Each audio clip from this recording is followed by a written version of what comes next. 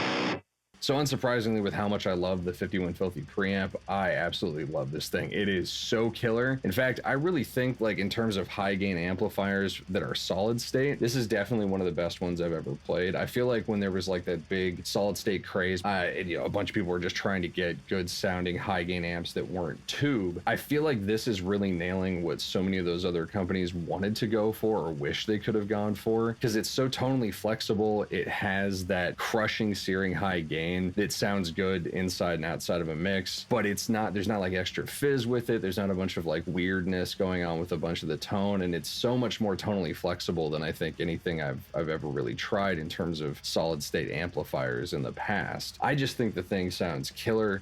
He just expanded on what made the 51 Filthy pedal great. It was awesome of Airis Effects to send this over to me just to check out and borrow for a little while. They are working on some other amplifiers based off of some of their other high gain pedals, one of which is the Spectifier. I'm really looking forward to that because that was my favorite of the preamp pedals he's released so far. So stay tuned because we'll be looking at that as well. But I'd be curious to know your thoughts. Leave your comments down below. And of course, I will have a link to this amp and anything else from Airis Effects because I highly recommend anything that they make. All their pedals are great, and now they're making really stellar amplifiers. But thanks for watching. Stay metal.